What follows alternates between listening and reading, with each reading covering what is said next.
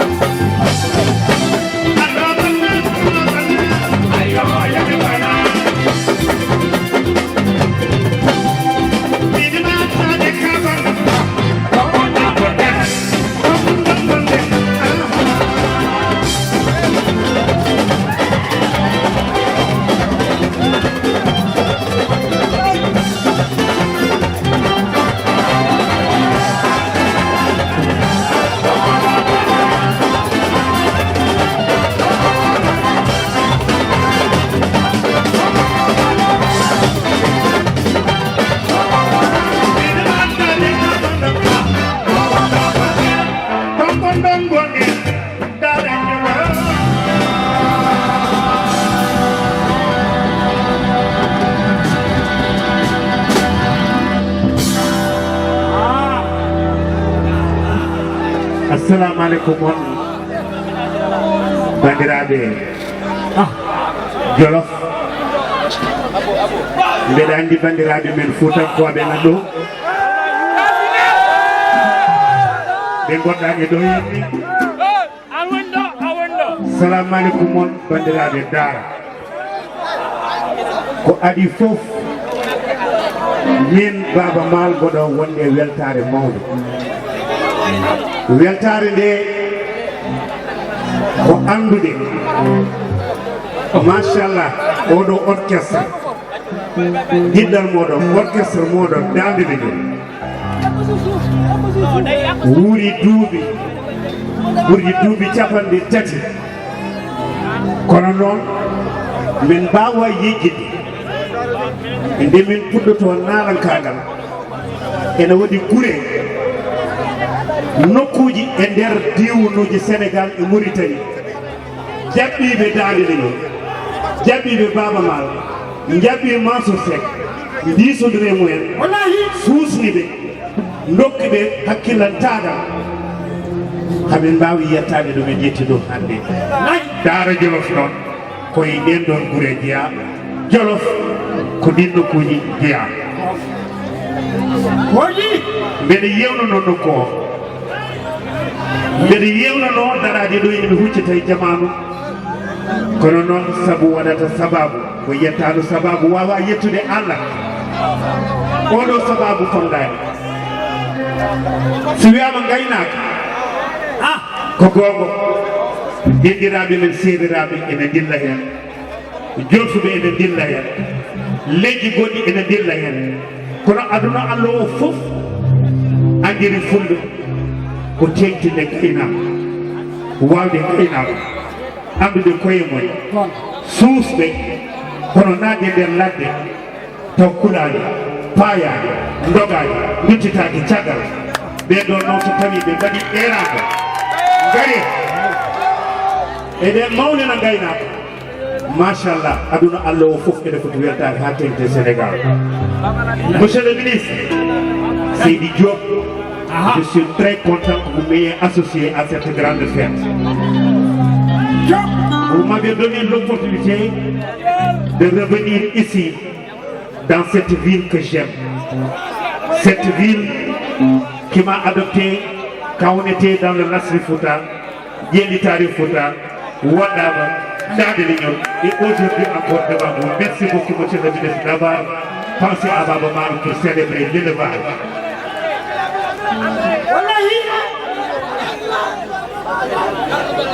Bandiraɓe sehilaɓe renduɓe peccal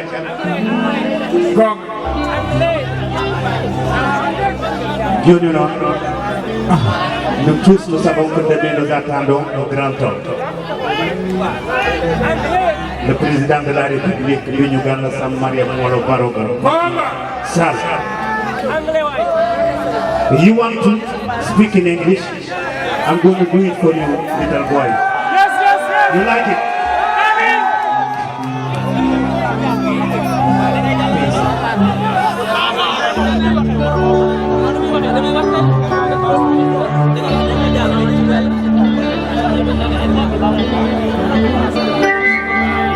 Monsieur le ministre, allez savoir, je vous dédie ce morceau.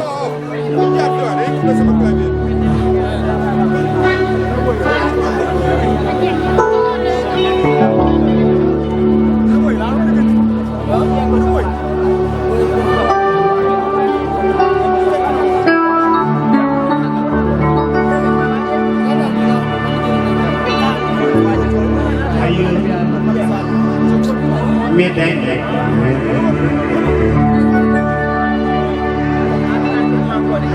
Ayo médaille.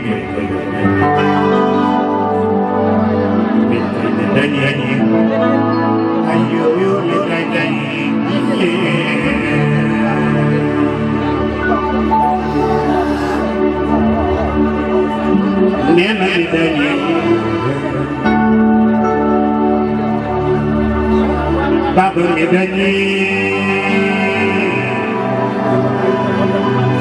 kawa medani, koko medani, koi medani, Baba medani.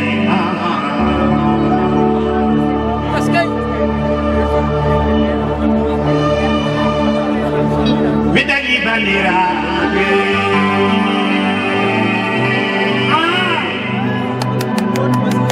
Medani khayna Sayyidi Wandeka Walai Medani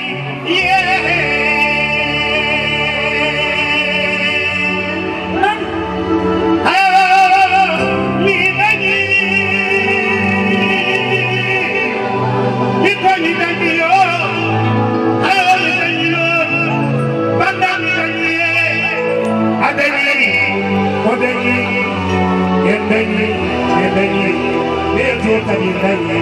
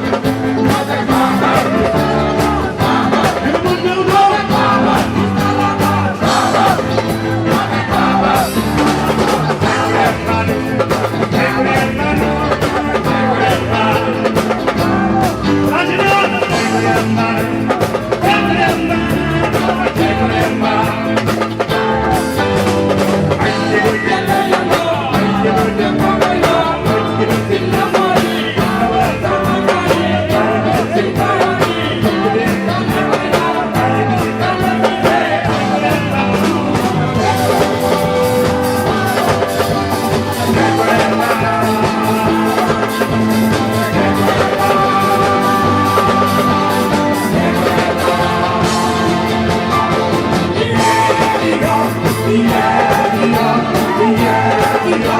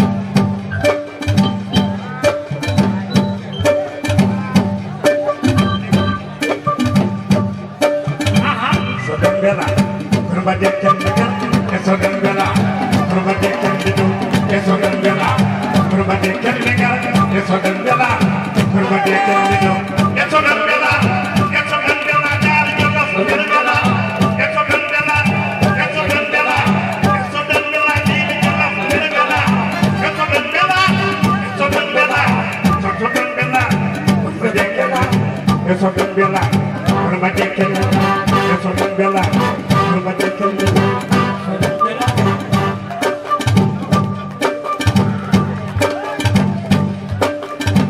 nous allons inviter sur la scène, avant de continuer à faire la fête. Yéete ngeen am meneen yi pour daake tawale commencé bu ñu nag parce que xam naa ne bu ñu demee ba ci biir dama leen di fekk si foofu si digg bi nga yaatal foofu bu baax a baax. Nous allons inviter le ministre de l'élevage pour célébrer avec nous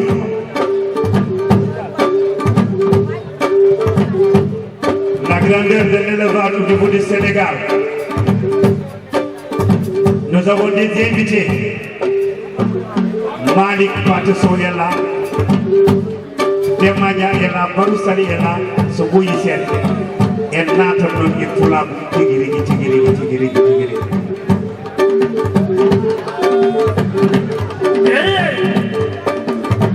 C'est le moment du débat.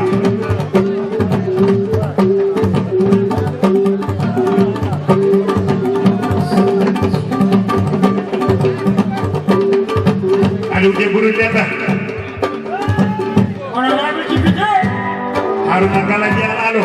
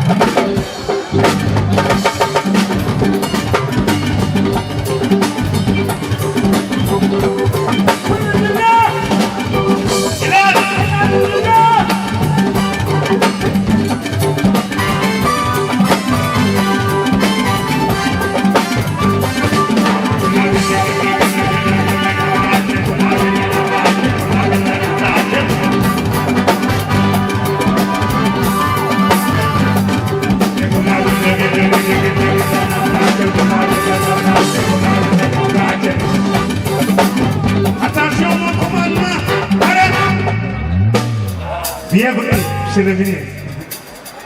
Ah oui. Amin Gara Dioni dañuy dellu si léegi nag ñëwoon naa leen bu waa bu ñëwee fii laa leen fekk si kanam dama bëgg ngeen yaatal géew bi foofu bu baax a baax. jërëjëf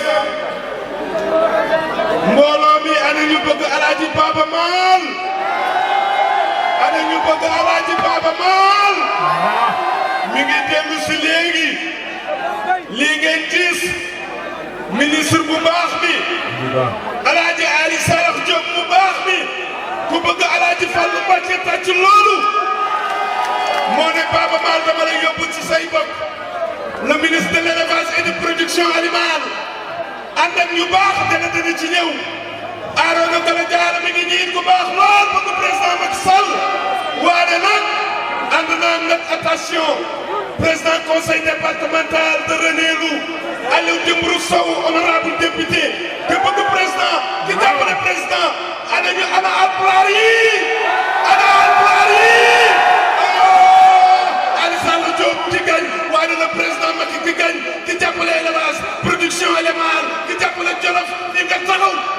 fiy def kon tey danañ jox ki nga xam ne mooy télé mu wax waaye fii nga taxaw miin na la stade bi Alaaji Ali Salam bandiraɓe on mbiyaɓe jaam hiire mon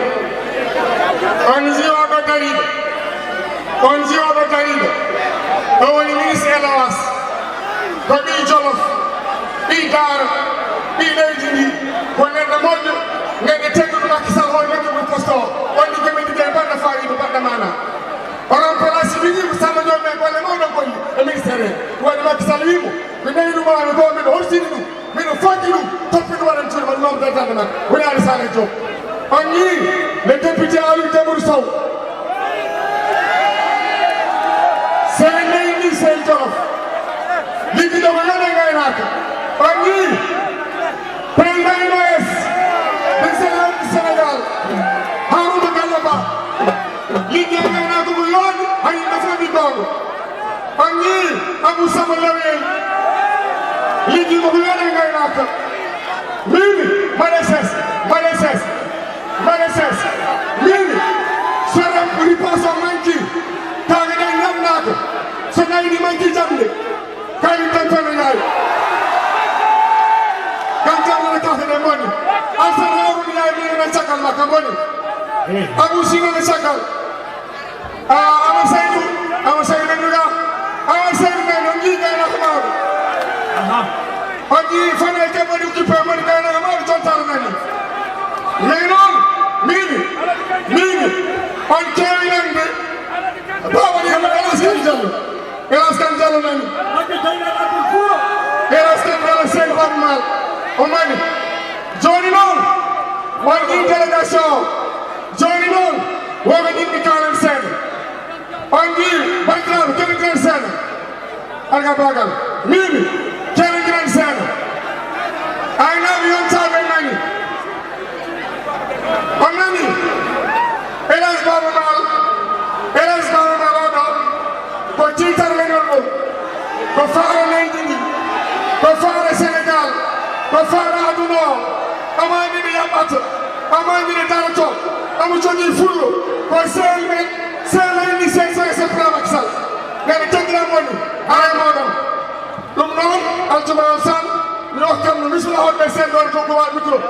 programme to waɗe merci Ali Samba Diop Adali Bokki Jolof Bokki Sénégal naa leen ba pare Abou Sama leen moo fi nekk la Abou su ñëwee suuf muy tracteur président Macky Sall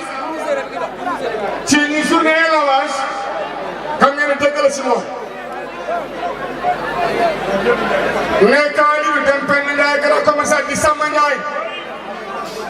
xam ngeen ne moom mooy daara su ñëwee gunge Ali Saleh Diop monsieur le ministre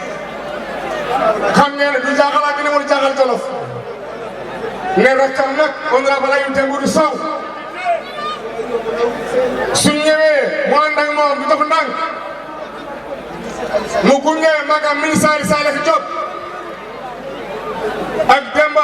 Alsan Harouna Ndiaye muy Demba Ndiol ak Amadou Seydou nii Diallo ak ñoom Mingel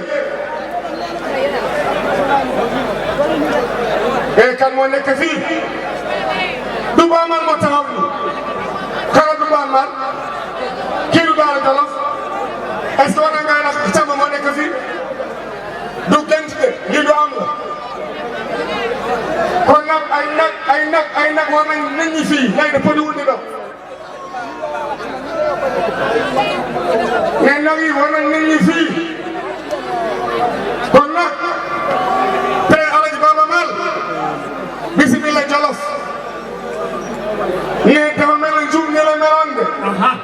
njuum ni la meloon Babou Mal journée élevage njuum ni la meloon waaye te yaa nag seen mag Ali Saleh Diop seen xarit ne nit ku baax la te moom itam sàmm la su fekkee ni ñu ma bokk na ci honorable Harouna Gallo Ba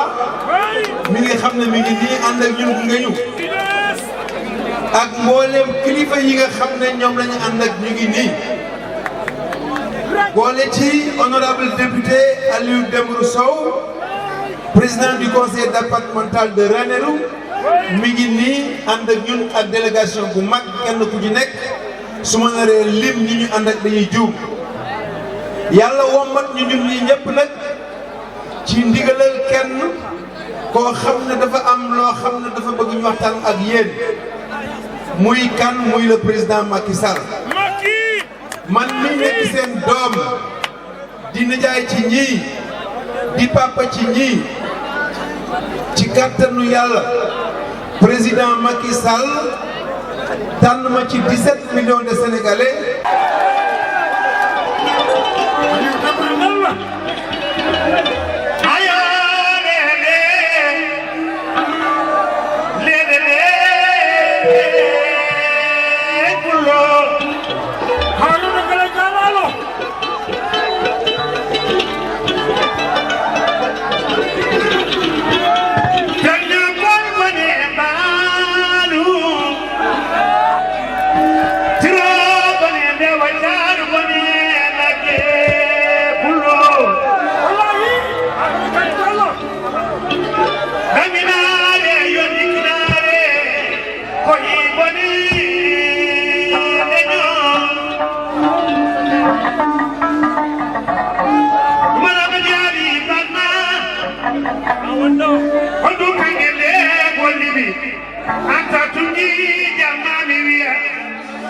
Allah rokromi dengal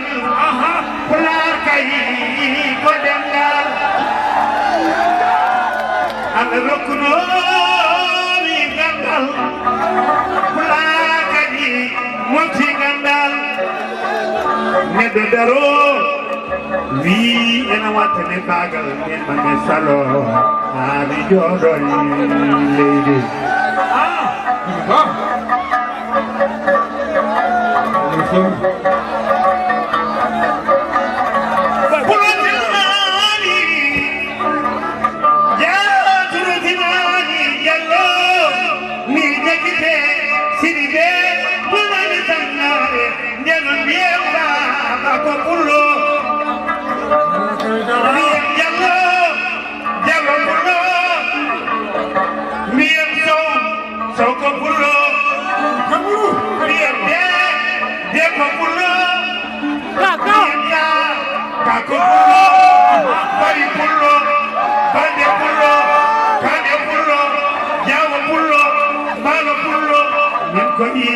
di fulɓe kula koɗɗa kaɓe hakkillaki jama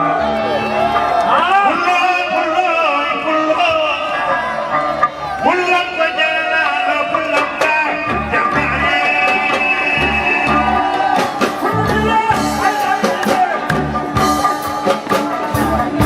ɗoɗumi tesannati waɗene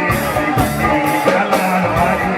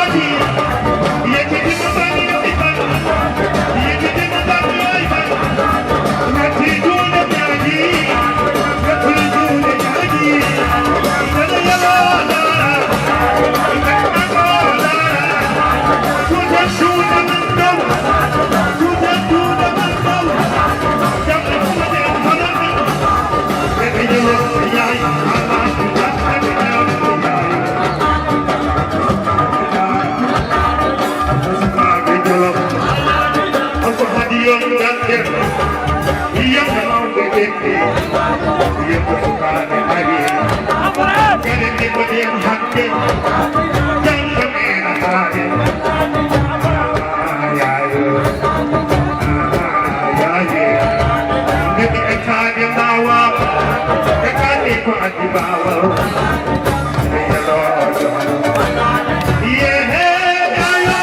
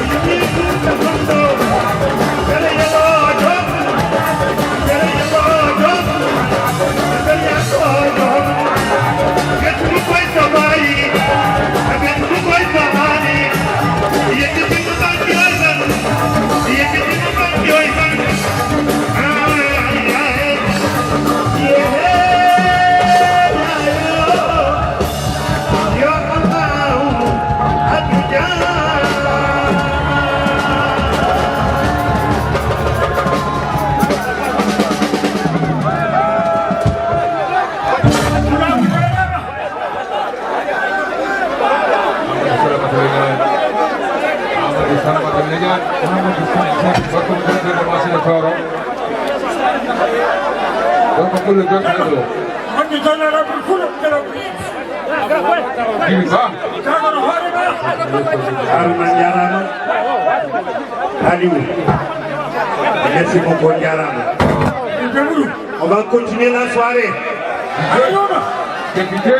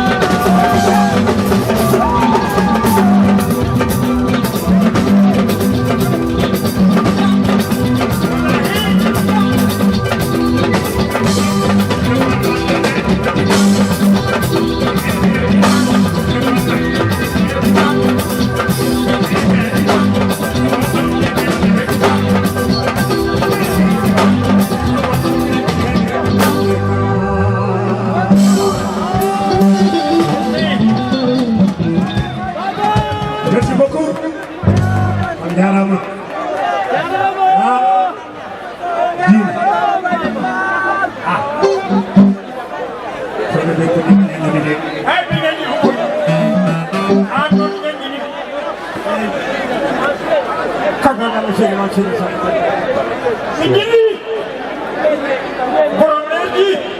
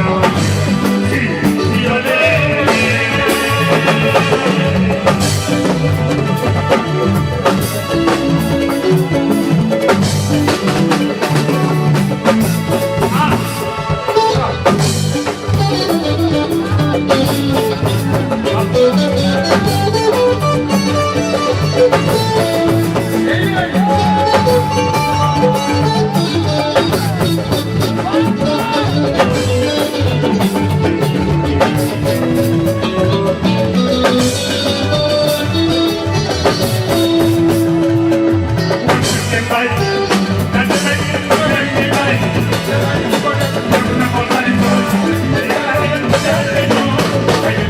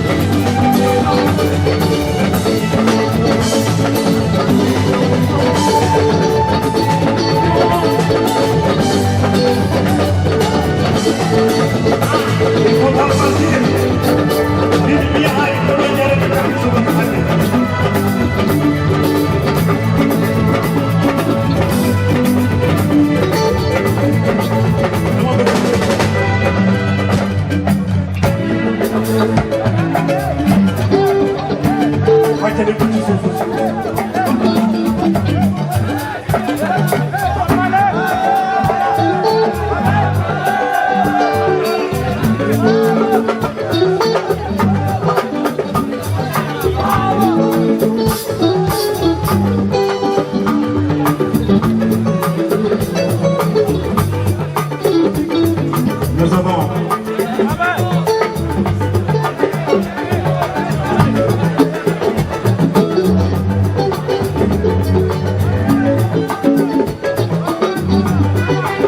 nous avons le plaisir d'accueillir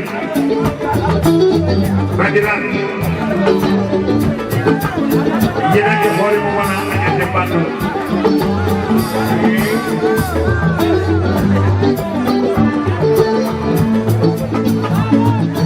yeneen di xool mu mën a añante bàttu si ke ala non man su diine kolo wi kala ko yingi dum hande no monsieur le ministre Samba Ndiobène Ka awade ni en ceddoga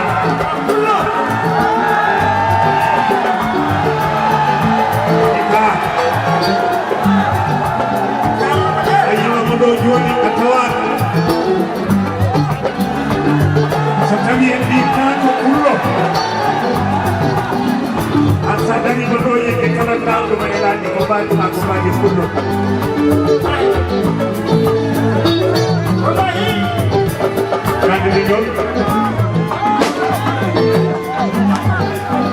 Bandiran yang lagi do kilo.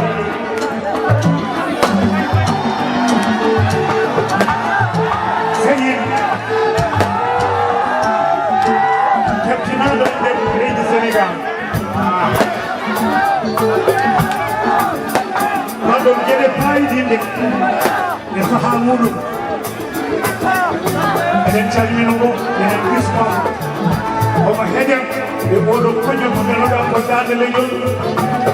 leñol ngol man wona baba man tan wona mansour sek kanko ko henoy te kon neɗɗo mo ganduɗa yimi lowno taw ko nen fayidani dow neɗɗani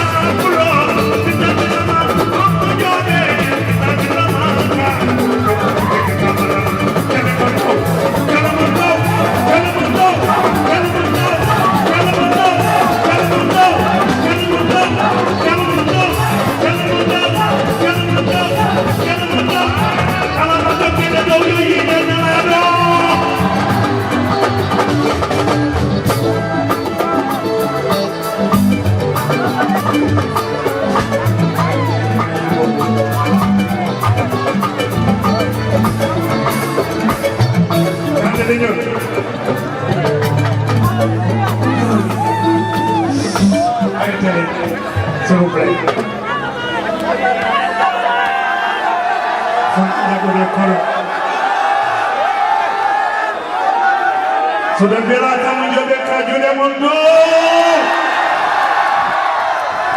yo pulaɗo ɗin nani har Dakaru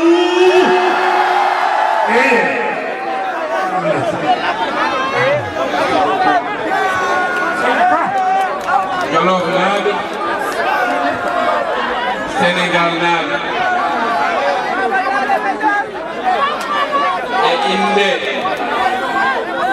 e inde mawnam le ministre de l'élevage Ali Saleh Diop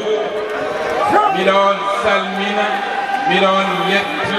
miɗon jarna wa dental gisna leen wa Sara gisna leen wa Manko gisna leen wa Ndumbal gisna leen wa Déggo Sara gisna leen gisna wa Jolof